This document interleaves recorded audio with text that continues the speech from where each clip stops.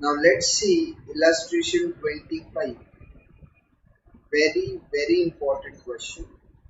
Okay, देखते क्या दिया है. A company has just been incorporated and plan to produce a product that will sell for rupees 10 per unit. तो क्या दिया है, सेलिंग प्राइस दिया है. सेलिंग प्राइस कितना रुपीस हो गया, 10 रुपीस. ठीक है. फिर क्या बोल रहा है, preliminary market survey show that demand will be around 6000 units per year. तो जो मार्केट में डिमांड है that will be 10,000 units. Okay, ठीक है.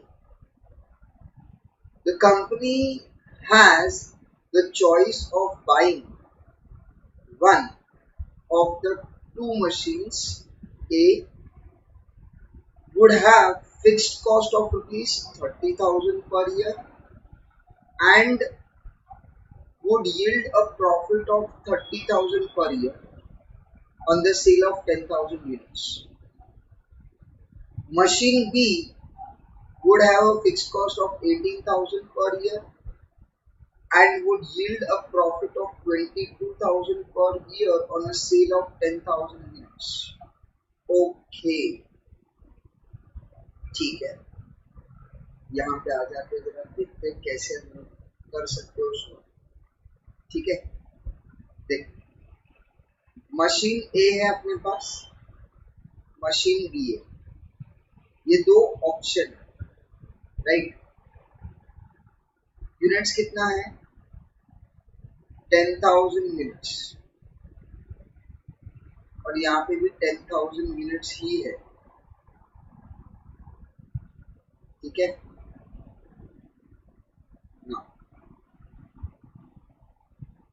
सेल्स माइनस वेरिएबल कॉस्ट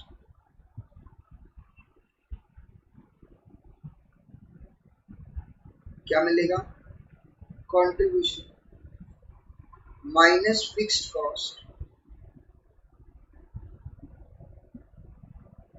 क्या मिलेगा, प्रॉफिट.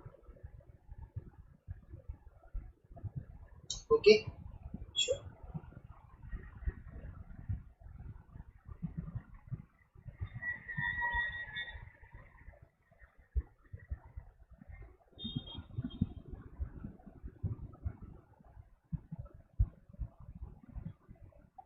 सेलिंग प्राइस कितना दिया क्वेश्चन में, सर सेलिंग प्राइस है 10 रुपीज. ओके, तो मशीन ए से बनाओ या मशीन बी से, सेलिंग प्राइस क्या रहेगा, मतलब ये अमाउंट हो गया 1 लाख.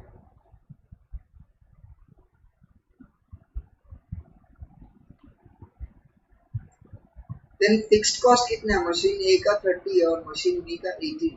फिक्स्ड कॉस्ट है 30,000 और यहाँ पे है 18,000. प्रॉफिट मशीन ए का 30 है और यहाँ पे 22. मशीन ए में जो प्रॉफिट है दैट इज 30,000.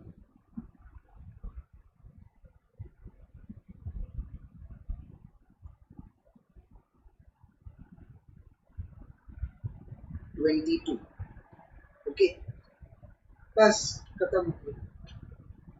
अब मुझे ये बताओ, क्या हम लोग यहाँ पे कंट्रीब्यूशन कैलकुलेट कर सकते हैं. हाँ सर, बिल्कुल. Profit plus fixed cost is equal to contribution. Very good. तो ये आ गया 60. 22 प्लस दिस, ये कितना आ जाएगा, 40. Okay, and then the variable cost will be a balancing figure. बोलो कितना आएगा, सर ये आ जाएगा 40,000. पर यूनिट का बात करें तो 4. ये आ जाएगा 60,000 और पर यूनिट का बात करें तो 6. ठीक है. ओके, तो अब ये सब पॉइंट में हम लोगों को क्या समझ में आ रहा है, try to understand.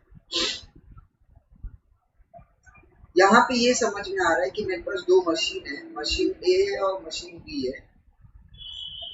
Machine A में वेरिएबल कॉस्ट कम है as compare to machine B, per unit का बात करूँ, लेकिन फिक्स कॉस्ट ज्यादा है as compare to machine B.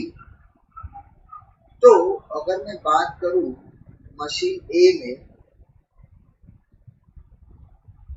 Machine ए का अगर मैं बात करूं तो जो वेरिएबल कॉस्ट है मशीन ए में ज्यादा है और मशीन बी में कम है।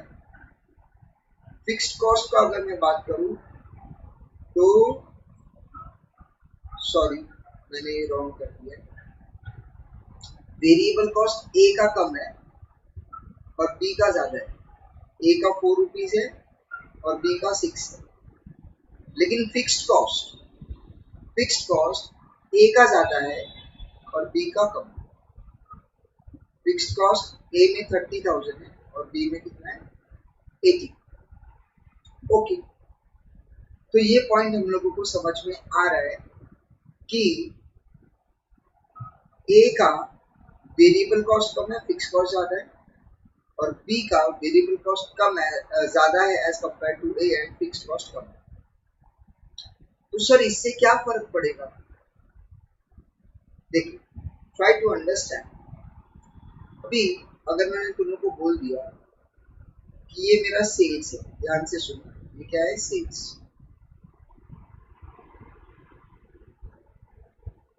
यहाँ पे है मेरा break even point, no profit no loss, बराबर है। अब तुम लोग मुझे बताओ, अगर मैं कॉस्ट के बारे में बात करूं, कॉस्ट के बारे में, कॉस्ट, तो यहाँ पे कौन सा कॉस्ट लगेगा? Sir variable cost plus fixed cost. Very good. अच्छा, ब्रेक इवन पॉइंट के बाद कौन सा कॉस्ट लगेगा? सर ब्रेक इवन पॉइंट के बाद तो सिर्फ वेरिएबल कॉस्ट लगेगा, क्योंकि फिक्स्ड कॉस्ट तो अब लगना नहीं है, क्योंकि फिक्स्ड कॉस्ट तो ऑलरेडी रिकवर हो चुका है। Very good. तो ये एक इम्पॉर्टेंट पॉइंट है कि ब्रेक इवन पॉइंट के बाद फिक्स्ड कॉस्ट क्या हो जाता है, जीरो। उसके बाद फिक्स्ड कॉस्ट का कोई खर्चा नहीं। ओके, तो ये जो पॉइंट है ये हम लोग आगे समझने का कोशिश करेंगे कि ये मैंने क्या लिखा है। एज ऑफ नाउ इतना तो समझ में आ गया है कि वेरिएबल कॉस्ट किस में ज्यादा है और फिक्स्ड कॉस्ट किस में ज्यादा है। ओके, चलते आगे, क्वेश्चन में क्या दिया, let's see. Variable cost behave linearly on both machines. Variable cost behave linearly बोले तो C for both machines। ठीक है, आगे देखते हैं। Required to क्या, break even sales for each machine। तो ब्रेक इवन पॉइंट पूछा है, फॉर्मूला बताओ ब्रेक इवन पॉइंट का। सर ब्रेक इवन पॉइंट का फॉर्मूला है fixed cost upon PV ratio. क्या बोला, break even point is equals to fixed cost upon PV ratio, बराबर है ना? Absolutely correct. अच्छा मुझे बताओ, क्या मैं इसको ऐसे लिख सकता हूँ, fixed cost upon PV ratio का मतलब कंट्रीब्यूशन अपॉन सेल्स? हाँ सर। तो क्या हम उनको ऐसे लिख सकते हैं, fixed cost into sales upon contribution? हाँ सर। तो इसका मतलब ये भी एक टाइप का फॉर्मूला हो गया for break even point. For break even point अगर तुमको पीवी रेशियो कैलकुलेट नहीं करना है तो, ठीक है। चल अब आ जाता है अपना ए और बी के बारे में। चलो मुझे बताओ, ए का what is the fixed cost, 30,000। B का क्या है सर, 18,000। डिवाइड बाय चाहिए तो पीवी रेशियो कर सकते हैं हम लोग, बट मैं क्या कर रहा हूँ, divide by contribution is 6 into selling price is 10. Similarly, divide by contribution is 4 into selling price is 10. So answer क्या है? 30,000 by 6. So that comes to 50,000 units. और यहाँ कितना आएगा? 18,000 into 10 divided by 4. So that comes to 45,000.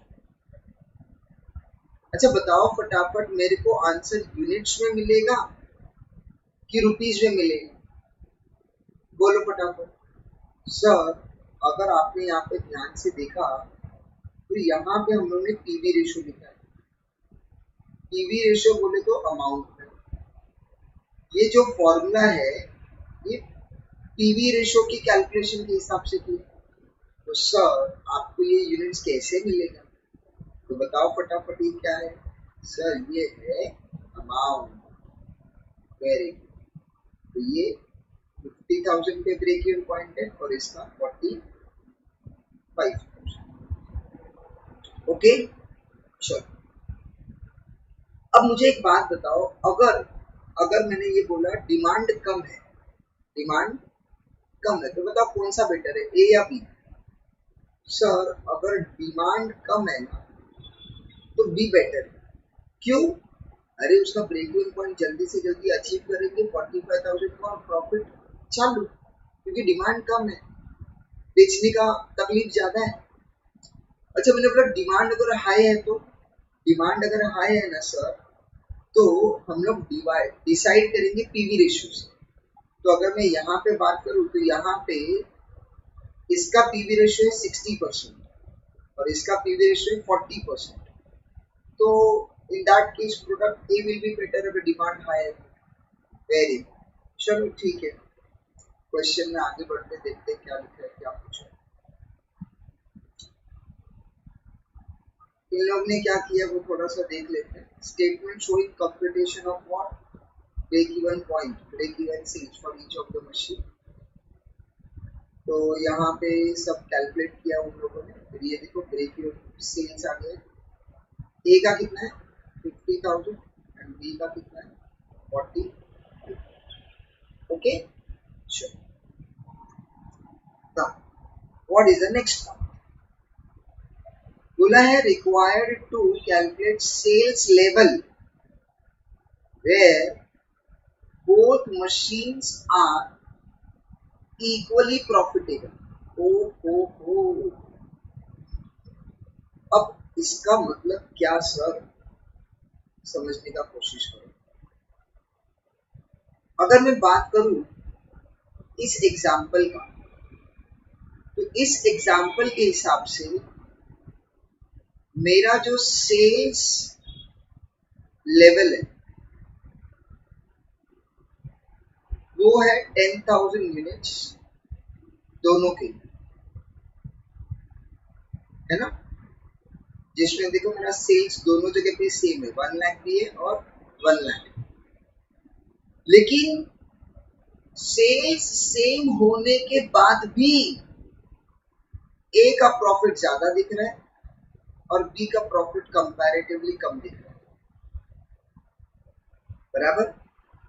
तो ये जो sales level है 10,000 यूनिट्स का, 10,000 यूनिट्स का, इस सेल्स पे दोनों का प्रॉफिट देखो सेम नहीं आ रहा है ना, दोनों का प्रॉफिट अलग अलग। ए का 30,000 है और बी का है 22,000। तो सर क्वेश्चन में क्या पूछा है? क्वेश्चन में ये पूछा है सेल्स का लेवल बताओ जहां पे इक्वल प्रॉफिट होगा। समझा? इसको हम लोग इनडिफरेंस लेवल भी बोलते हैं। इनडिफरेंस लेवल का मतलब अगर मैं ये बोलूं प्रेजेंट सिचुएशन के हिसाब से 30,000 ए का प्रॉफिट है, 22,000 बी का प्रॉफिट है, हम क्या बोलेंगे मशीन ए खरीदना है कि बी, सॉरी ए का प्रॉफिट ज्यादा है तो हम तो ए ही खरीदेंगे। तो एज ऑफ नाउ ए खरीदना भी चाहिए। क्वेश्चन में क्या पूछा है, what will be the sales level, what will be the sales level when your answer will be indifference. Indifference का मतलब तुम मशीन ए खरीदो या मशीन बी खरीदो, कोई फर्क ही नहीं पड़ता, कुछ भी खरीद लो, कोई दिक्कत नहीं। तो ये स्टेटमेंट हम लोग कब बोल पाएंगे, जब दोनों का प्रॉफिट क्या होगा, सेम। दोनों का प्रॉफिट क्या होगा, सेम। समझा मैंने क्या बोला? ओके, वापिस से पढ़ते हैं सर जरा एक बार। क्या फाइंड आउट करना है, सेल्स का लेवल। सेल्स का लेवल मतलब कितना सेल्स होना चाहिए, यूनिट्स में बोलो, अमाउंट में बोलो, चलो एज ऑफ नाउ अपन यूनिट्स का बात करें। सेल्स लेवल कितना होना चाहिए, where both machines are equally profitable. अगर वो इक्वली प्रॉफिटेबल है तो हमको क्या फर्क पड़ता है मशीन ए खरीदे या मशीन बी, बात तो एक ही है, राइट? तो वो बोल रहा है वो सेल्स का लेवल क्या है। ओके, तो चलो अब देखते हैं कैसे कैलकुलेट कर सकते हैं हम लोग फटाफट। चलो मैंने लाइन ड्रॉ करके रेडी रखा है, देख लेते हैं फटाफट। सर ए का कितना यूनिट्स होना चाहिए, ए का, let the sales of units be x units. तो यहाँ पे भी x यूनिट्स ही आएगा, क्योंकि हम लोग क्या कर रहे हैं, दोनों के लिए क्या कर रहे हैं, सेल्स लेवल सेम रख रहे हैं। Okay, sales minus variable cost क्या मिलेगा, कंट्रीब्यूशन माइनस फिक्स्ड कॉस्ट क्या मिलेगा, प्रॉफिट, है ना? चलो बोलो फटाफट, what is the selling price. Sir selling price 10 है, फिर 4 और 6 है वेरिएबल कॉस्ट। सेलिंग प्राइस 10 है, ये 4 है, ये 6 है, ये 10 है, ये 6 है, ये 4 है, ठीक है, इसको गोली मारो। फिक्स्ड कॉस्ट यहाँ पे 30 है, वहां पे 18, ये 30,000 है और ये 18, बराबर है? ओके, चलो अब सेल्स का अमाउंट कैसे मिलेगा, sir x units into selling price है 10, तो 10x। Variable cost x units into 4x। Contribution 10x minus 4x is 6x. Profit 6x minus 30,000. Okay, तो जब मेरा सेल्स है x यूनिट्स, मेरा प्रॉफिट है 6x माइनस 30,000, राइट? ओके, चलो B का बात कर लेते हैं, machine B, x into 10, 10x, x into 6, 6x, 6x में से 10x में से 6x माइनस के तो 4x, and this is 4x minus 18, right? Okay, अब हमको ढूंढना क्या है, हमको ढूंढना है सेल्स का लेवल। तो हम लोग ने सेल्स का लेवल तो x ले लिया, हमको ढूंढना क्या है, सेल्स का level when the profit is equal. Okay, इसका मतलब जब सेल्स x है, जब सेल्स x है, इनका प्रॉफिट होता है इक्वल।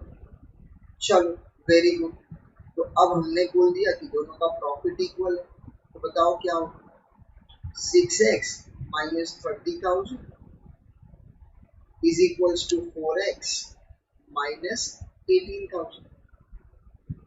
x को एक साइड ले लो, नंबर्स को एक साइड ले लो, तो बताओ क्या होगा, ये 4x यहाँ प्लस है, वहां जाके माइनस होगा, ये 30,000 माइनस है, वहां जाके प्लस होगा। So what is going to happen, 6x minus 4x, पहले 30,000 वहां लेके जाते, 30,000 प्लस रहेगा minus 18,000, so 2x is equals to 12,000. So x is equals to 12,000 divided by 2, that is 6,000. और याद रखना ये यूनिट्स में। सर कैसे पता चला आपको यूनिट्स में? अरे हम लोग ने ऊपर लिखा था ना, और बाद में उसको इंटू 10 किया तब तो जाके सेल्स मिला था। यहाँ देखो x जो है वो क्या है, यूनिट से तो है, उसको 10 से मल्टीप्लाई करके सेल्स इधर लिखा था, तो ये सेल्स का अमाउंट है, राइट। तो इसका मतलब क्या हुआ, अगर मेरा सेल्स का लेवल 6,000 यूनिट्स है, 6,000 यूनिट्स, तो मुझे बिल्कुल भी फर्क नहीं पड़ेगा कि मैं मशीन ए खरीद रहा हूँ या मशीन बी, क्योंकि दोनों का profit will be same. Sir जरा कैलकुलेट करके बताओ ना। चलो ठीक है, कैलकुलेट कर ही लेते हैं। देखो, अगर मैंने ये बोला कि ये 6,000 यूनिट्स है, कितना है 6,000 यूनिट्स, तो 6,000 इंटू 10 कितना आएगा सर 60,000। 6,000 इंटू 4 कितना आएगा सर 6 4 जा 24,000। 60 माइनस 24 विल बिकम 36,000। 36 और फिक्स कॉस्ट का कितना है 30,000, तो प्रॉफिट आ जाएगा 6,000। प्रॉफिट कितना आ गया, चलो इसके बारे में। 6,000 into 10 60,000, 6,000 into 6 36,000, 60,000 minus 36,000 is 24,000, 24,000 minus fixed cost is 18, so profit is 6,000। अरे हाँ सर, ये देखो इसका भी प्रॉफिट 6 है, इसका भी प्रॉफिट 6,000 ही है, राइट। तो ये जो है 6,000 यूनिट्स जो सेल्स है, उस सेल्स लेवल पे अपना जो आंसर है it will be in difference, machine A खरीदो या मशीन बी, दोनों भी खरीदो। ओके, चलो अब उसने आगे क्या पूछा है वो भी समझ लेते हैं। तो ये एक इम्पोर्टेंट पॉइंट था, अब इस पे आ जाते हैं। उसने पूछा है range of sales where one machine is more profitable than the other। Range पूछा है, रेंज कि कौन से सेल्स से लेकर कौन से सेल्स तक कौन सा मशीन ज्यादा प्रॉफिटेबल रहेगा। तो देखो ऑलरेडी अपन ने आंसर कैलकुलेट कर ही रखा है।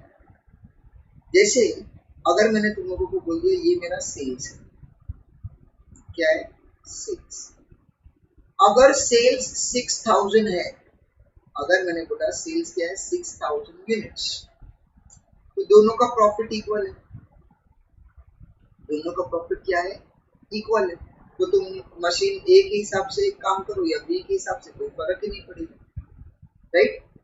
लेकिन अगर मैंने ये बोला मेरा जो सेल्स है वो 6,000 से ज्यादा है, चलो फॉर एग्जांपल हम लोग ले लेते 6,000 से ज्यादा बोले तो यहाँ पे अपन ने बोला था 10,000 है ना।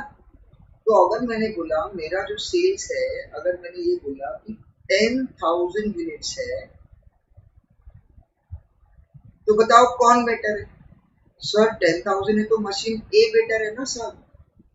यहाँ पे देखो ना, अगर मैं 10,000 यूनिट्स का बात कर रहा हूँ तो ये मशीन ए बेटर हो गया, क्योंकि मशीन ए में 30,000 का प्रॉफिट है और बी में सिर्फ 22। Very good. तो अगर सेल्स 6,000 से ज्यादा है तो हम बोलेंगे कि ये जो मशीन ए है, machine A is better than what machine B, अगर सेल्स 6,000 से ज्यादा है तो। अच्छा सर अगर सेल्स 6,000 से कम रहेगा तो, अब लो इसका कैलकुलेट करना पड़ेगा, मैं थोड़ा सा करके बताता हूँ ताकि तुम लोग को थोड़ा और अच्छे से समझ में आए। चलो यहाँ पे ना 5,000 यूनिट्स का मैं कर देता हूँ, कितना 5,000 यूनिट्स, ठीक है दोनों के लिए। बोलो 5,000 into 10 50,000, okay 5,000 into 4 20,000, 50 minus 20 is 30, ये भी 30, प्रॉफिट 0 है ना। तो ए के हिसाब से प्रॉफिट 0 आ रहा है। यहाँ आ जाते 50,000 into 10, 5,000 into 10 is 50,000, 5,000 into 6 is 30,000, right. This comes to 20,000, fixed cost 18,000, और ये देखो 2,000 का प्रॉफिट है। ओ माय गॉड सर, अगर सेल 6,000 से कम है तो मशीन बी में प्रॉफिट ज्यादा दिख रहा है। यहाँ पे 2,000 का प्रॉफिट है, यहाँ पे प्रॉफिट 0 है। वही तो मैं समझाने का कोशिश कर रहा हूँ कि अगर सेल्स जो है वो एग्जाम्पल के तौर पे ले लेते 5,000 यूनिट्स, तो machine B will be more profitable. तो हम लोग आंसर क्या बता रहे हैं, हम लोग ये बता रहे हैं कि अगर 6,000 से कम है, 6,000 से कम है तो मशीन बी इज बेटर, और 6,000 से ज्यादा है तो machine A is better. Sir अब ऐसा क्यों हो रहा है वो भी तो बता दो। बताता हूँ, ध्यान से सुनो। 6,000 यूनिट्स पे अपना इक्वल है, राइट, ओके। मुझे बताओ अगर 5,000 यूनिट्स बेचा, 5,000, और अगर 10,000 यूनिट्स बेचा, तो किसमें फिक्स्ड कॉस्ट ज्यादा रिकवर होगा। सर ज्यादा यूनिट्स बेचोगे तो ज्यादा तुम्हारा फिक्स्ड कॉस्ट कवर होगा। तो अगर मैं बात करूं ना, तो यहाँ पे मशीन बी में फिक्स्ड कॉस्ट है 18,000 और मशीन ए में फिक्स्ड कॉस्ट है 30,000। देखो मशीन बी में फिक्स्ड कॉस्ट कितना है 18,000 और मशीन ए में कितना है 30। तो अगर सेल्स कम होगा ना, अगर सेल्स कम होगा तो ये अपना फिक्स कॉस्ट में जल्दी रिकवर कर लेगा और इसका प्रॉफिट चालू। लेकिन अगर फिक्स कॉस्ट ज्यादा है तो फिक्स कॉस्ट को रिकवर करने के लिए ज्यादा यूनिट्स बेचना पड़ता है, राइट। तो इसीलिए अगर फिक्स कॉस्ट कम है तो वो ज्यादा बेनिफिशियल हो जाएगा, अगर यूनिट्स कम है तो। ओके, अगर मैं वेरिएबल कॉस्ट का बात करूं, वेरिएबल कॉस्ट, तो मशीन बी में 6 रुपीज है और मशीन ए में है 4 रुपीज, बराबर। तो अब वेरिएबल कॉस्ट अगर मैं ध्यान से देखूं तो मशीन बी में ज्यादा है और ए में तो सिर्फ 4 ही रुपए है। तो इसमें क्या होता है, जब यूनिट्स 6,000 तक पहुंच जाएगा तो उसके बाद जो भी सेल हो रहा है ना, मशीन ए का खर्चा कम होते जा रहा है और बी का खर्चा बढ़ते जा रहा है। क्यों? क्योंकि मशीन ए को 6,000 यूनिट्स के बाद हर यूनिट पे 4 ही रुपए खर्च करना है, लेकिन वहीं पे मशीन बी को हर यूनिट पे कितना खर्चा करना है 6 रुपीज। तो ऑटोमेटिकली जैसे जैसे यूनिट्स बढ़ता जाता है मशीन बी का प्रॉफिटेबिलिटी कम होते जाता है। समझ में आया? तो इससे हमको क्या समझना है, जब यूनिट्स कम हो तो जिसका फिक्स्ड कॉस्ट कम वो अच्छा, जब यूनिट्स ज्यादा हो तो जिसका वेरिएबल कॉस्ट कम हो वो अच्छा। समझा? मैं रिपीट कर रहा हूँ, फिक्स्ड कॉस्ट कम किसका अच्छा रहेगा, जब तुम्हारा यूनिट्स कम बिकने वाला है। जब यूनिट्स बहुत ज्यादा बिकने वाला है ना तो फिक्स्ड कॉस्ट मैटर नहीं करता, तो वेरिएबल कॉस्ट कम रहेगा वो बेटर। ओके, चलो अब इन लोगों का हम लोग सोल्यूशन जरा एक बार देख लेते हैं। अरे सर इन लोगों ने तो ये देखो कैसे किया है। हाँ, इन लोगों ने ना डायरेक्टली फॉर्मूला यूज किया, difference in fixed cost divided by difference in variable cost. तो ये तुम लोगों को समझ में आने वाला नहीं है, तो इसीलिए मैंने वो प्रॉपर डिटेल में एक्सप्लेन किया। मैं तो बोलता हूँ एग्जाम में भी तुम वैसे ही करो, ठीक, ऐसा शॉर्टकट करने का जरूरत नहीं है। It is not wrong, it is correct, but तुम लोग ऐसे नहीं। उसके बाद देखो यहाँ पे भी थर्ड वाले पॉइंट में भी कुछ भी एक्सप्लेन नहीं किया। क्या दिया जरा एक बार हम लोग समझ लेते, देखते। For sales level of 6000 and above, okay 6000 and above, 6000 and above कौन बेटर है बताओ तो जरा। 6000 एंड अबाउ में सर ए का प्रॉफिट 30,000 था ना, तो ए बेटर हुआ। और ए बेटर क्यों हुआ? क्योंकि उसका वेरिएबल कॉस्ट कम है। क्योंकि उसका क्या कम है? Variable cost. अब पढ़ लेते हैं। For sales of ₹6,000 and above, machine A would be more profitable because its variable cost per unit is less. तो समझा क्या मैंने क्या बोला? Variable cost per unit is less. अगर 6000 यूनिट्स बिकता है तो उसका दोनों का कॉस्ट विल बी इक्वल।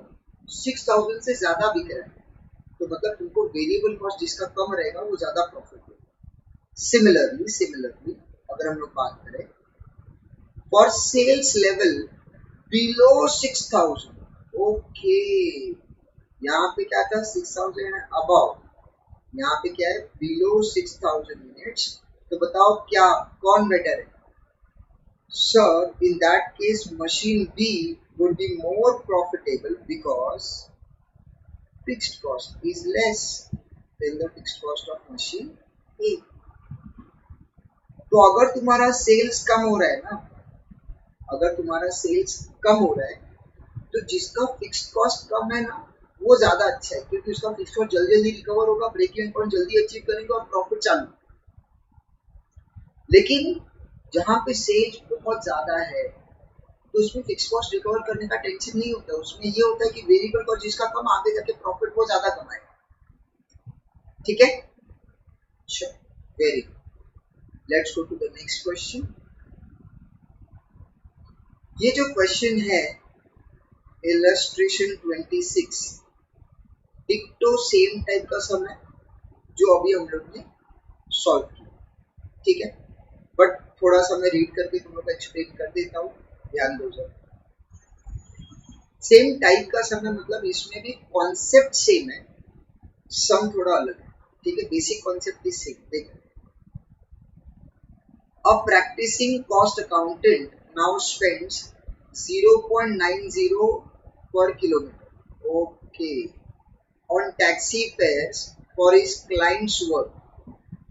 तो एज ऑफ नाउ अगर मैं बात करूं, ये जो कॉस्ट अकाउंटेंट है वो हर एक के क्लाइंट के घर पे या जो भी काम होता है वो ट्रैवल करता है। तो एज ऑफ नाउ वो टैक्सी में ट्रैवल कर रहा है और उसका जो खर्चा हो रहा है दैट इज 0.90 पर किलोमीटर, ये उसका कॉस्ट है 0.90 पर kilometre.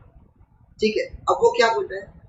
He is considering to other alternatives, the purchase of a new small car or an old bigger car.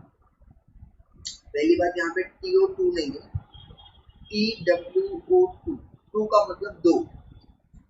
तो एक तो उसके पास ऑप्शन है कि तुम टैक्सी में ट्रैवल करो, उसके अलावा उसके पास 2 और ऑप्शन है।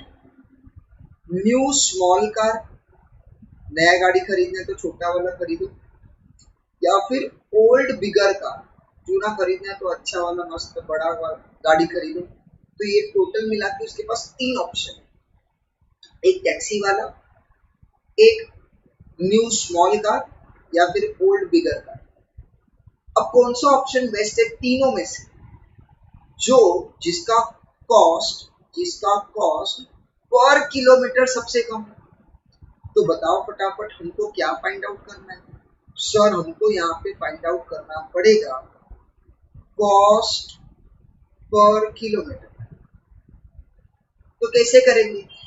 जो भी कॉस्ट आएगा, fix cost plus variable cost दोनों को मिला दो, टोटल कॉस्ट आएगा डिवाइडेड बाय टोटल किलोमीटर्स, तो तुमको मिल जाएगा cost per kilometre. Operating costing में सेम टाइप से अपन ने किया है बहुत सारा सम्स। ठीक है, चलो परचेज प्राइस, क्या ये तुम लोग अपने कॉस्ट में लोगे? सर बिल्कुल नहीं। परचेज प्राइस मतलब उसका गाड़ी का कॉस्ट है, ओरिजिनल कॉस्ट, वो कैसे लेंगे? हम लोग को कॉस्ट मतलब उसका डेप्रीसिएशन लेना पड़ेगा। Very good. सेल प्राइस का मतलब होता है scrap value after 5 years. After 5 years का मतलब होता है उसका जो लाइफ है वो 5 इयर्स है। तो बताओ फटाफट, ओरिजिनल कॉस्ट कितना है सर? 35,000 माइनस स्क्रैप वैल्यू कितना है sir? 19,000 divided bye useful life कितना है सर? 5 इयर्स। चलो फटाफट मेरे को डेप्रीसिएशन बताओ sir. 35,000 minus 19,000 divided by 5, that comes to 3,200 का डेप्रीसिएशन। सिमिलरली ओरिजिनल कॉस्ट है 20,000, बेचेंगे तो मिलेगा 12,000 डिवाइड बाय लाइफ है 5 इयर्स। इसका डेप्री कितना है sir? 20,000 minus 12,000 is 8,000। 8,000 divide by 5 gives you 1,600। तो मेरा जो डेप्रीसिएशन है न्यू कार का है 3,200, ओल्ड कार का है 1,600। ओके, देन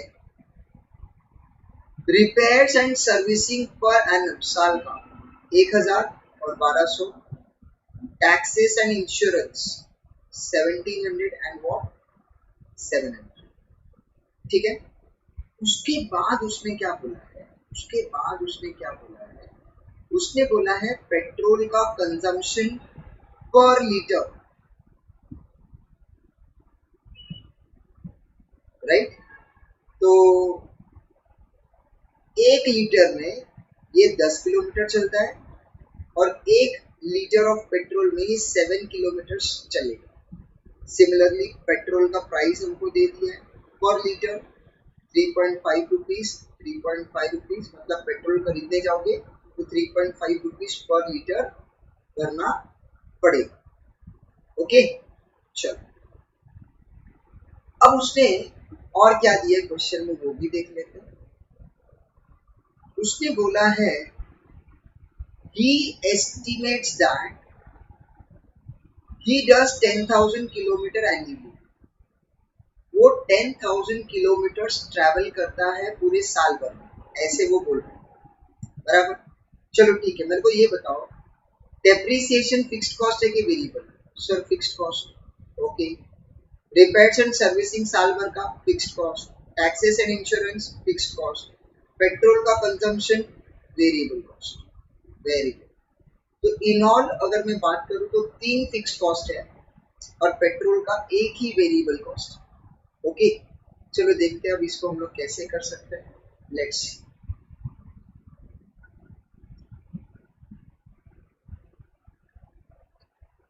एक है न्यू स्मॉल कार, दूसरा है ओल्ड बिगर कार, राइट? पहले लिख देते हैं हम लोग फिक्स्ड कॉस्ट, उसके अंदर आएगा depreciation. 3,200 and 1,600।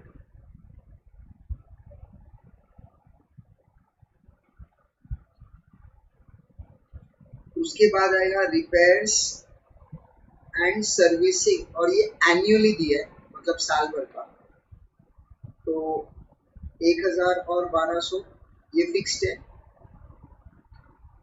Then taxes and insurance का 1,700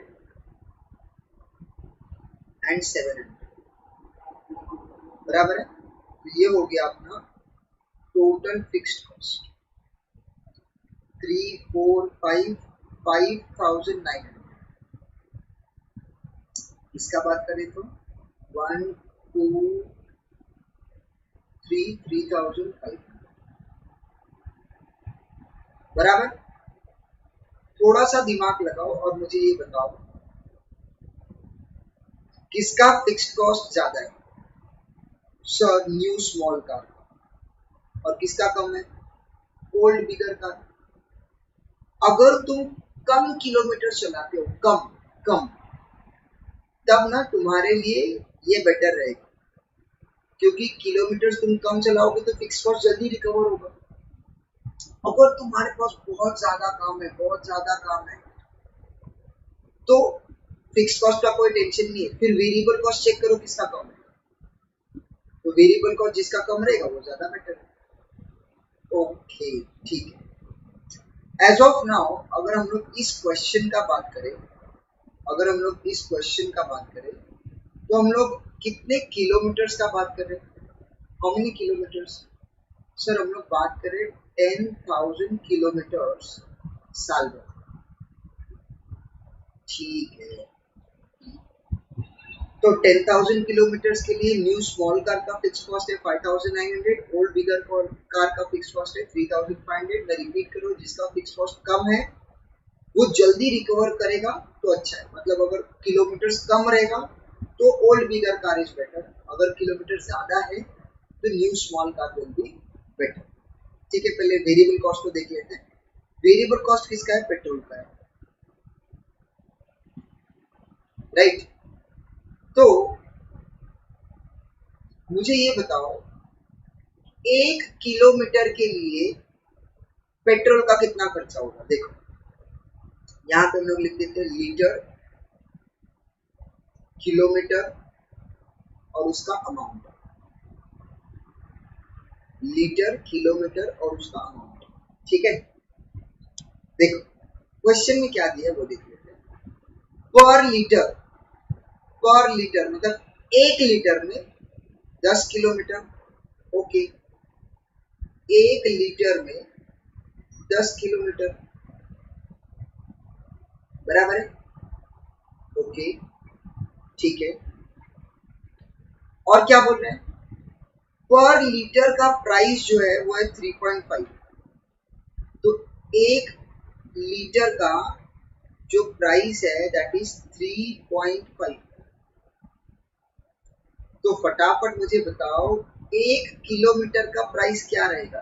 1 kilometre, 1 kilometre sir cross multiply, very good, it will B 0.35, यहाँ पे आ जाएगा 0.35 1 किलोमीटर इंटू 10,000, तो दैट कम्स टू 3,500। ये समझा? एज ऑफ नाउ हमारे लिए ये ज्यादा इंपॉर्टेंट है, 1 किलोमीटर का उसका वेरिएबल कॉस्ट का प्राइस। चलो ये जो भी हम लोगों ने बात किया वो किसके बारे में बात किया? न्यू स्मॉल कार के बारे में। चलो बात करेंगे ओल्ड बिगर कार के बारे में। बोलो कैसे करोगे old bigger car? Sir same way, देखो लीटर, किलोमीटर और उसका अमाउंट। बोलो 1 लीटर में कितना किलोमीटर? सर 7। ओके, 1 लीटर में 7 किलोमीटर, और उसका रेट क्या है? सर उसका रेट तो वही अपना 1 लीटर वाला 3.5। ओके, तो फटाफट बताओ 1 किलोमीटर का कितना? Sir 3.5 into 1 divided by 7, that comes to 0.5। यहाँ पे अगर 0.5 पर किलोमीटर, तो 0.5 1 किलोमीटर का इंटू कर देंगे 10,000 तो वो आ जाएगा 5,000। लेकिन अगर मैं पेट्रोल के खर्चे के बारे में बात करूं तो यहाँ पे ओल्ड बिगर कार 0.5 पर किलोमीटर है और न्यू वाला कार कितना है? 0.35। तो अगर मैं बात करूं तो इसका फिक्स्ड कॉस्ट ज्यादा है, इसका फिक्स्ड कॉस्ट कम है, इसका वेरिएबल कॉस्ट कम है लेकिन इसका वेरिएबल कॉस्ट ज्यादा है। समझ में आ रहा है? ओके सर, चलो आगे चलते हैं। अभी यहाँ पे अब हम लोग कैलकुलेट कर लेंगे total cost. Total cost so कितना आएगा? It will become 9,400 and this will become 8,500, right. इसी कॉस्ट को मैं डिवाइड कर दूंगा टोटल किलोमीटर्स के साथ, और किलोमीटर तो ऑलरेडी पता है अपने को 10,000 किलोमीटर है, right. So what is my cost पर किलोमीटर? डिवाइड कर दो, यह आ जाएगा कितना 0.94 and this will be 0.85. तो अब मुझे बताओ which option is better. देखो तीनों ऑप्शन साथ में देख लेते हैं. न्यू स्मॉल कार का कितना है 0.94 पर किलोमीटर, ओल्ड बिगर कार का कितना है 0.85 पर किलोमीटर, और अपना जो टैक्सी वाला था उसका कितना था 0.9 पर किलोमीटर. तो बताओ कौन सा वाला ऑप्शन सबसे बेस्ट है?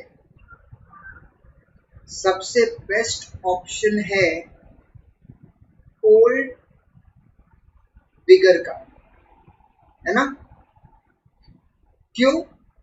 अब देखो ध्यान से, इसका कितना था 0.94 था, इसका 0.85, और जो टैक्सी था टैक्सी का था 0.9, तो सबसे कम तो यही है, राइट?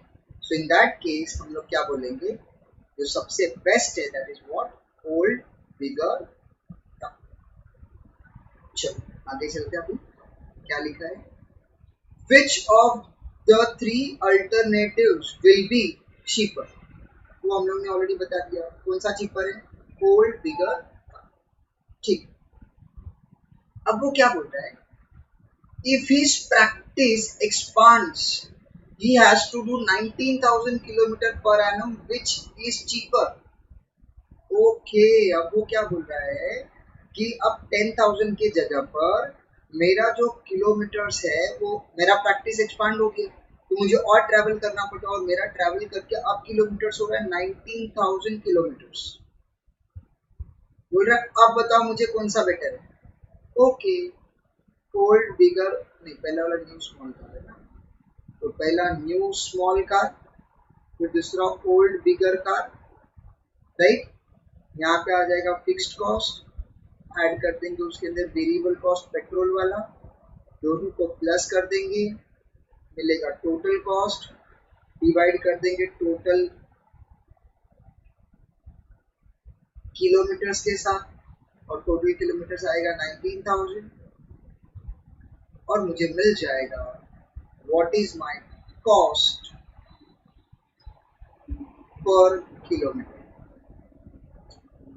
राइट? ओके, चलो बोलो what was my fixed cost. Sir fixed cost है 5,900 and 3,500. Very good.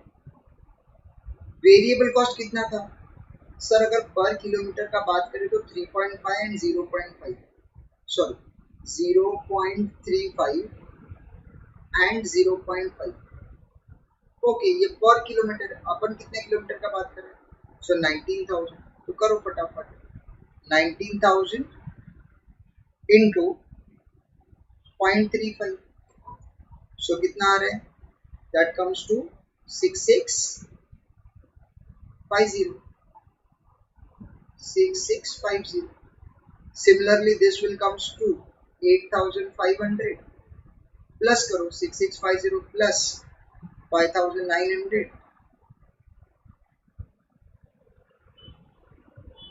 6650 plus 5,900, that gives you 12,550 divided by 19,000.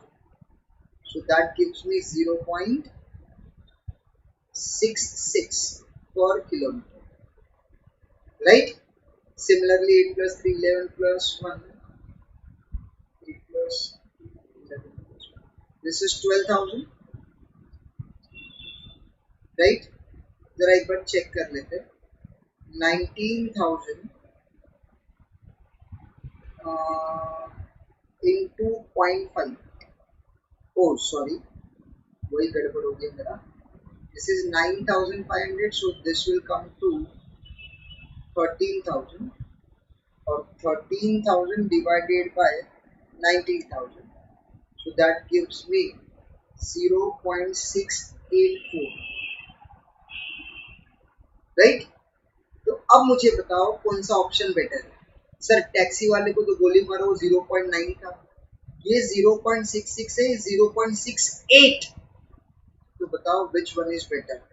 Sir अब तो देखो ये न्यू स्मॉल कार मेरे को बेटर लग रहा है क्योंकि इसका खर्चा कितना है 0.66 पर किलोमीटर, राइट। सर ऐसा क्यों हो गया? अरे ऐसा क्यों हो गया का मतलब क्या है? देखो पहले हम लोग बात कर रहे थे 10,000 किलोमीटर्स का, फिर हम लोग बात कर रहे थे 19,000 किलोमीटर्स का, राइट। अगर मैं बात करूं न्यू स्मॉल कार का, न्यू स्मॉल कार में फिक्स्ड कॉस्ट ज्यादा है, वेरिएबल कॉस्ट का पर यूनिट कम है। ओल्ड बिगर कार का अगर मैं बात करूं तो फिक्स्ड कॉस्ट कम है और वेरिएबल कॉस्ट ज्यादा है। तो जब किलोमीटर्स कम थे तो हम बोल रहे थे जिसका फिक्स्ड कॉस्ट कम वो बेटर, और अब जब किलोमीटर्स बढ़ गए तो हम लोग बोल रहे हैं जिसका वेरिएबल कॉस्ट कम है वो बेटर। कुछ समझा मैंने क्या बोला? तो सेम चीज मैं वापस एक्सप्लेन कर रहा हूँ जो हम लोग ने ऑलरेडी पिछले क्वेश्चन में किया, राइट। और उसने क्या पूछा है, और वो क्या पूछता है, will cost of two cars break even. Cost of two car break even, break even का मतलब इक्वल, कॉस्ट बोल रहा है क्या दोनों का कॉस्ट इक्वल होगा, है ना। एंड वाई, इग्नोर बोल रहा है interest and income tax. Interest and income tax तो क्वेश्चन में दिया ही नहीं, तो वो तो वैसे भी इग्नोर होगा। तो वो क्या पूछ रहा है कि कौन से लेवल पे दोनों का cost will be equal. Okay चलो, अब यहाँ पे अगर मैं बात करूँ, यहाँ पे 10,000 किलोमीटर्स में ओल्ड बिगर कार का कॉस्ट कम था, 19,000 में न्यू स्मॉल कार का कॉस्ट कम था। तो कौन सा किलोमीटर है इन दोनों के बीच में जहां पे दोनों का कॉस्ट विल बी इक्वल, मतलब new small car will be equal to the cost of old bigger car. तो यही क्वेश्चन में पूछा है कि कितने किलोमीटर्स पे दोनों का कॉस्ट विल बी इक्वल। तो चलो लेट्स कैलकुलेट दैट आल्सो। देखो new small car, old bigger car, और किलोमीटर से x किलोमीटर्स, टोटल किलोमीटर कितना है x kilometres, right. Fixed cost, variable cost दोनों को प्लस करेंगे तो टोटल कॉस्ट। फिक्स्ड कॉस्ट कितना है न्यू स्मॉल कार का 5,900, ओल्ड बिगर कार का कितना है 3,500। अगर मैं पर यूनिट का बात करूँ, पर यूनिट यहाँ पे है 0.35 और इसका है 0.5, तो अगर मैं मल्टीप्लाई कर दूँ किलोमीटर्स के साथ तो ये आएगा 0.35x, और इसको मल्टीप्लाई कर दिया तो इट विल बिकम 0.5x। अगर मैं दोनों का कॉस्ट कैलकुलेट करूँ, सो कॉस्ट कितना आएगा बताओ सर, 5,900 प्लस 0.35x। सिमिलरली यहाँ पे कॉस्ट क्या आएगा सर, 3,500 प्लस 0.5x। अब उसने बोला है ब्रेक इवन, कॉस्ट का ब्रेक इवन होना चाहिए, कॉस्ट का ब्रेक इवन मतलब कॉस्ट क्या होना चाहिए, इक्वल होना चाहिए। तो चलो फटाफट 5,900 plus 0.35x is equals to 3,500 plus 0.5x। अब ये जो 3,500 यहाँ प्लस है वहां जाके माइनस होगा, ये यहाँ पे प्लस है उस साइड जाके माइनस होगा। तो क्या आएगा बताओ, 5,900 minus 3,500 is equal to 0.5x minus 0.35x। तो अगर ये हम लोग माइनस करते हैं तो that comes to 5,900 minus 3,500, that comes to 2,400, that is equal to 0.15x. So what will be the value of x? 2,400 divided by 0.15 is equal to x. So therefore x is equal to 2400 divided by 1.15, that is equal to 16,000. इसका मतलब क्या? इसका मतलब ये हुआ कि अगर ये किलोमीटर 16,000 रहेगा ना, तो दोनों का कॉस्ट विल बी इक्वल, चलो लेट्स वेरीफाई। फिक्स कॉस्ट तो इतना ही रहेगा कितना भी किलोमीटर रखो। अब 0.35 इंटू 16,000 कितना रहेगा? 16,000 इंटू 0.35, that comes to 5,600. तो what will be your total cost? बोलो 5 plus 5 10 10 11,500 रहेगा टोटल कॉस्ट। चलो सिमिलरली यहाँ पे बात कर लेते हैं। 16,000 इंटू 0.5 वेरिएबल कॉस्ट कितना आएगा सर? 8,000 प्लस 3,500 कितना आएगा? सॉरी 11,500। लो देख लो 16,000 किलोमीटर है, new small car, old bigger car, और दोनों का कॉस्ट क्या है? 11,000। ओके, चलो इन लोगों का सॉल्यूशन देख लेते हैं यहाँ पे। तो पहले वाले का तो आंसर हम लोग ने बराबर बोला था, ओल्ड बिगर का। फिर 19,000 पे कितना था? न्यू स्मॉल का, राइट। और द डिस्टेंस अगर पूछा है डिस्टेंस, तो वो कितना आ रहा है? 16,000 किलोमीटर्स, जिसपे इन लोगों का आंसर, दोनों का cost will be equal. Okay,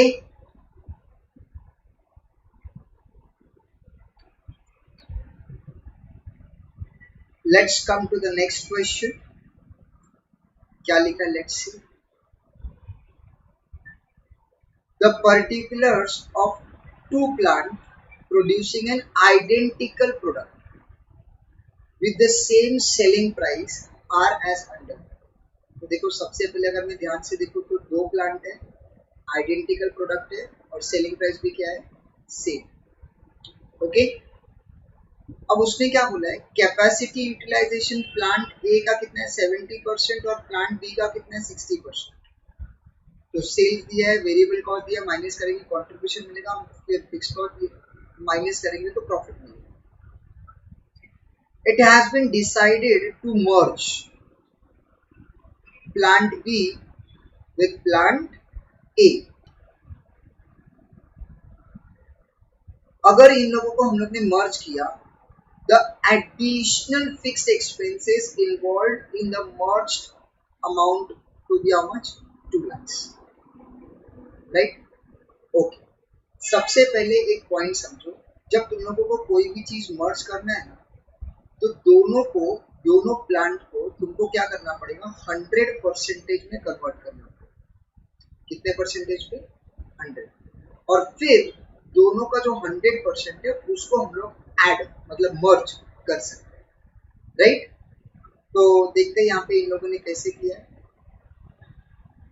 देखो क्या किया है? Sales minus variable cost, contribution minus fixed cost, profit आ गया। ये जो है ना, ये सब क्वेश्चन में दिया है 70% वाला, राइट। तो जब हम लोग ये क्रॉस मल्टीप्लाई करेंगे तो हम लोग को 100% का मिल जाएगा। ऐसे क्रॉस मल्टीप्लाई करोगे तो सेल्स भी मिल जाएगा, वेरिएबल कॉस्ट भी मिल जाएगा, माइनस करोगे तो कंट्रीब्यूशन मिल जाएगा, fixed cost is going to remain same. Fixed cost को क्रॉस मल्टीप्लाई करके कैलकुलेट मत करो, and then the balancing figure will be what? Profit. Same way ये 60% का क्वेश्चन में दिया, 100% हमने कैलकुलेट किया। कैसे फाइंड आउट किया? क्रॉस मल्टीप्लाई करके, तो ये 150 मिल जाएगा, 125 मिल जाएगा, माइनस करो कंट्रीब्यूशन मिल जाएगा, fixed cost is going to remain same, तो ये प्रॉफिट मिल जाएगा। अब हमने किया मर्ज और 100%, राइट। 100% कैसे किया? देखो, ये 100% प्लस ये 100%, ये टोटल, ये वेरिएबल कॉस्ट प्लस ये वेरिएबल कॉस्ट, ये टोटल। फिर उसमें से सेल्स माइनस वेरिएबल कॉस्ट क्या मिल गया हम लोगों को? कंट्रीब्यूशन। फिक्स्ड कॉस्ट कैसे मिला सर? फिक्स्ड कॉस्ट में 30 प्लस 20, सर टोटल तो 50 होता है। अरे यहाँ पे अगर क्वेश्चन ध्यान से पढ़ोगे तो तो उसने बोला था ना यहाँ पे 2 लाख एक्स्ट्रा खर्चा होगा 2 lakhs, हाँ तो वो बच जाएगा 52 और जब माइनस करेंगे तो हम लोग को क्या मिल जाएगा प्रॉफिट। ओके चलो, तो मर्ज प्लांट हमेशा मैंने क्या बोला है, एक चीज दिमाग में फिट कर लो, मर्ज करना है तो कितने परसेंटेज पे होना चाहिए, 100%, दोनों को कन्वर्ट करना पड़ेगा। सेल्स एंड वेरिएबल कॉस्ट दोनों वेरिएबल होता है तो क्रॉस मल्टीप्लाई कर लो, फिक्स्ड कॉस्ट का amount is going to remain same. अब उसने पूछा क्या, required find out break even point of plant A plant B before merger and break even point of the merge plant. अब देखो बहुत सारे लोगों को क्या लगता है sir break even point find out करना है तो पीवी रेशियो चाहिए, जरूरत नहीं है। ब्रेक इवन पॉइंट का फॉर्मूला क्या ऑलरेडी अभी अपन ने प्रीवियस समय भी देखा था, फॉर्मूला बताओ, fixed cost upon contribution into sales. तो ऐसे भी करोगे तो भी चलेगा, पीवी रेशियो कैलकुलेट करने का जरूरत नहीं है। एंड अगर पीवी रेशियो पॉइंट में रहेगा, जैसे फॉर एग्जांपल 15.345768, मतलब ऐसे डेसिमल्स में रहेगा तो ऑलवेज यूज दिस फॉर्मूला। अगर पीवी रेशियो डेसिमल में रहेगा तो हाँ, अगर पीवी रेशियो 20% है, 30% है, 40% है तो इट्स ओके, तुम लोग पीवी रेशियो यूज करोगे तो भी चलेगा। लेकिन अगर तुमको परफेक्ट आंसर चाहिए तो अगर पीवी रेशियो डेसिमल में रहेगा तो ब्रेक इवन पॉइंट पे ये वाला फॉर्मूला यूज करना। ओके, तो इन लोग ने भी वही फॉर्मूला यूज किया है। यहाँ पे देखो ये क्या है 30, sir 30 is the fixed cost divided by क्या है ये 150, क्या है सॉरी 150 सेल से मल्टीप्लाई किया डिवाइडेड बाय कंट्रीब्यूशन, तो दैट कम्स टू 100 lakhs, फिर वैसे 120 lakhs and what 89 sorry 212.16 lakhs। तो ये आराम से कैलकुलेट कर लो, तुम लोगों को आंसर आ जाएगा। अब यहाँ पे देखो पीवी रेशियो 24.9 है ना, ये पीवी रेशियो अप्लाई मत करो, क्यों सर पीवी रेशियो अप्लाई करोगे तो आंसर आएगा लेकिन ना आंसर में there will be difference, it is better कि अगर पीवी रेशियो डेसिमल में है तो हम लोग ये वाला फॉर्मूला यूज करें। ओके, देन क्या बोले, फाइंड द कैपेसिटी यूटिलाइजेशन, याद रखना कैपेसिटी यूटिलाइजेशन हमेशा ना परसेंटेज में होता है, तो कैसे करने का, सेल्स डिवाइडेड बाय 100% का कैपेसिटी इनटू 100 क्यों, क्योंकि आंसर परसेंटेज में चाहिए और ये 100% कैपेसिटी बोला तो मतलब ही 100% राइट। तो उसने क्या बोला, find the capacity utilisation of the integrated plant, बोले तो merge plant, required to earn a profit of कितना 18 lakhs। ओके, मतलब इसको प्रॉफिट चाहिए 18 lakhs, तो बताओ उसका सेल्स कितना होना चाहिए। चलो तुम लोग मेरे को बताओ what is the formula for desired profit. Sir desired profit expected sales का फॉर्मूला क्या आएगा, sir expected sales is equal to fixed cost plus desired profit divided by PV ratio, अगर नहीं करना है तो divide by contribution into sales. Very good, यहाँ पे पीवी रेशियो हम नहीं ले रहे क्योंकि वो डेसिमल में है। फिक्स्ड कॉस्ट मर्ज प्लांट का कितना है, सर फिक्स्ड कॉस्ट मर्ज प्लांट का 52, कैसे, ये 30 प्लस ये 20 टोटल 50 और ये 2 lakhs total 52 lakhs plus desired profit है 18 divided by what is the contribution of merge plant, sir contribution of merge plant है 89.2857 into what is our sales, sir 364.2857 364.2857। Okay चलो अभी सॉल्व करो, 52 plus 18 50 60 70 divided by 89.2857 into 364.2857, answer आ रहा है 285.60। मतलब अगर अगर तुम्हारा सेल्स इतना है तो तुमको 18 lakhs का प्रॉफिट मिलेगा, लेकिन याद रखना क्वेश्चन में सेल्स नहीं पूछा है, उसने पूछा है कैपेसिटी यूटिलाइजेशन। तो क्या फॉर्मूला बोला मैंने, सेल्स मतलब जो फाइंड आउट किया वो डिवाइड बाय कैपेसिटी इनटू 100। चलो बोलो what is our sales, sir 285.60। Divide by 100% capacity का सेल्स। सर 100% कैपेसिटी का सेल्स तो यही है 364.2857 364.2857 इंटू 100, क्योंकि हम लोगों को पूछा कैपेसिटी यूटिलाइजेशन, मतलब कितना परसेंटेज पे काम करेंगे तो 18 लाख का प्रॉफिट होगा। तो चलो कैलकुलेट करो, आंसर बताओ। 285.60 divided by 364.2857 into 100, so that comes to 78.40%। चलो फिर आंसर चेक कर लेते हैं। आंसर